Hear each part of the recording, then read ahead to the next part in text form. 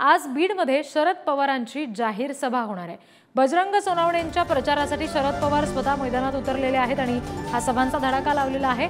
बीडमध्ये आज शरद पवार असतील, जाहीर सभा त्यांची होणार आहे। पंकजा मुंडे यांचं मोठं आव्हान हे सोनवणेंसमोर यावेळी असणार आहे। पंकजा मुंडेंच्या प्रचारासाठी सुद्धा उदयनराजे भोसले आज बीडमध्ये असणार आहेत। महत्त्वाची लढत असेल बीडमधली ही पंकजा मुंडे विरुद्ध बजरंग सोनवणे आणि दोन्ही नेत्यांच्या प्रचारासाठी जे दिग्गज आहेत त्यांच्या पक्षातले ते आज बीडमध्ये असतील।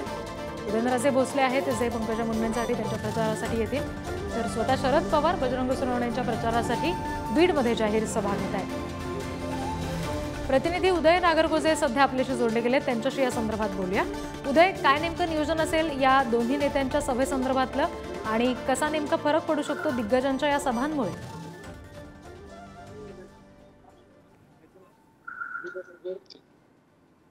प्रचार अंतिम टप्प्यात आहे। आज थंडावणार आहे।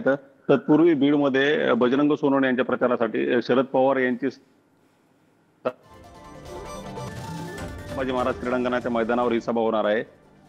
तयारी या ठिकाणी सुरू आहे। तर दुसरीकडे पंकजा मुंडे यांच्या प्रचारासाठी उदयनराजे त्या 3 सभा बीड जिल्ह्यात होणार आहे। तर पहिली सभा ही आष्टी मतदारसंघ, त्यानंतर केज मतदारसंघातील युसुफ वडगाव येथे दुपारी 2 वाजता प्रचाराच्या सांगतेची सभा ही परळीमध्ये पंकजा मुंडे यांच्यावर होणार आहे। आता या सभेतून उदयनराजे तसेच बीडमधून शरद पवार मतदारांना हे देखील पाहणं महत्त्वाचं असणार आहे।